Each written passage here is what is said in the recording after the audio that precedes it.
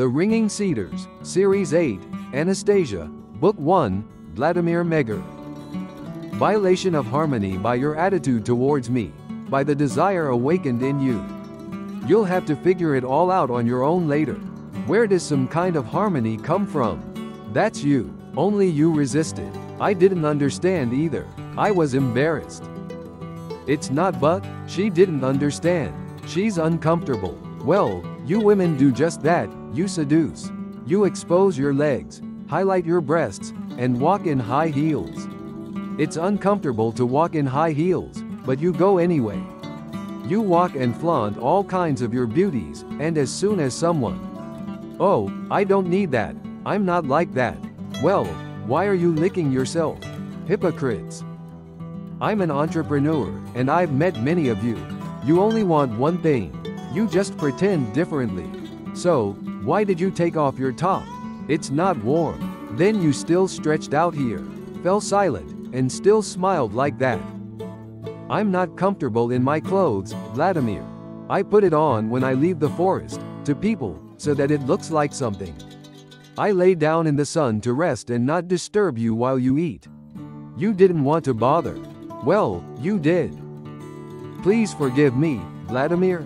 Of course, you are right that every woman wants men to pay attention to her, but not only to her legs and breasts. She wants the only one who can see more not to pass by. But no one was passing by here. And what is so big that I need to see, if the legs are sticking out in the foreground? How contradictory you women are. Yes, unfortunately, sometimes that happens in life. Maybe we should move on, Vladimir? Have you rested? It occurred to me.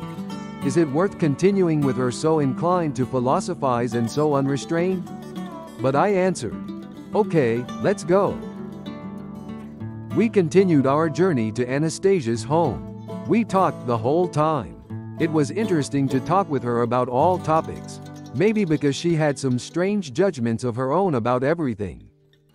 While walking, she sometimes touched or caressed a leaf, sometimes a twig of a bush. Bending down, without looking, she would tear some kind of grass and eat it. Just like an animal, I thought. With the conversation, somehow imperceptibly, we have already covered a large part of the road. Suddenly Anastasia stopped, put my bag under the tree and excitedly announced, "Here we are at home." I looked back, a small clean field, flowers in the midst of dignified cedar trees, but completely without a single dwelling. I didn't even see a hut. Nothing at all. Moreover, I did not see even the simplest temporary accommodation. And she is looking forward to it. And where is the home? How to sleep, eat, hide from the rain. This is my home, Vladimir. There is everything here. A bleak sense of uneasiness came over me. Where is it all? Add a kettle so we can at least boil the water. I don't have a kettle and an axe, Vladimir. It wouldn't be good to start a fire. What are you saying? I used up all the water in the bottle. It's a day's walk to the river or the village, and now I'm so tired and want to drink. Where are you going to get water? What do you drink from? Seeing me upset, Anastasia got worried, quickly took my hand and led me through the clearing to the forest. Only 10 to 15 meters from the clearing, a small lake in the taiga was revealed in front of us. Anastasia grabbed a handful of water with her tiny hands and brought it to my face. "Here's the water. Drink, please. What's wrong with you? Haven't you gone crazy? How can you drink forest water from some kind of pond?" "It's not a pond, Vladimir. Here is pure water. Water that brings back life. Good. She's not half dead, like you. You can drink this water. It is like mother's milk. Look at." Anastasia brought her palms to her face and drank water from them. It escaped me. "Anastasia, are you a beast?" "Why a beast? Because my bed is not like yours? No device? Gadgets of all kinds? Because you live like an animal in the forest, you have nothing." Do you think, Vladimir, that a typical characteristic of man, unlike everything else living on Earth, is that he possesses objects that were not created by nature? You think your way of life is more civilized? Yes, of course, you think so. But I'm not a beast, Vladimir.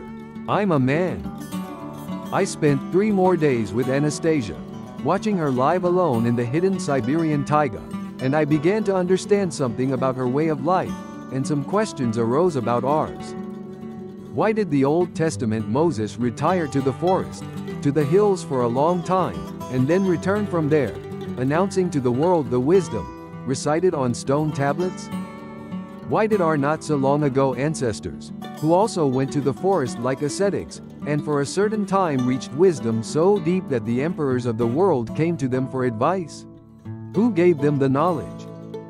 People who live as hermits in the forest, like Anastasia, see what happens in our lives in a different way.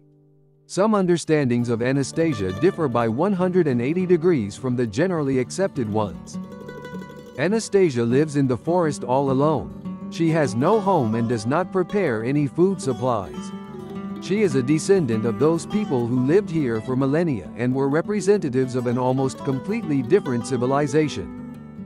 She and others like her have survived to this day thanks to the wisest and most correct move. They disperse among us, trying not to differentiate themselves from ordinary people. It is difficult to find areas where they are permanently settled. Anastasia was born here and she is an inseparable part of nature. Unlike the great ascetics, she did not, like them, isolate herself in the forest just for a while. She was born in the taiga. A very simple explanation. Man domesticates a cat, a dog, an elephant, a tiger, an eagle. Here it is domesticated, everything around. And all of this cannot allow something bad to happen to her.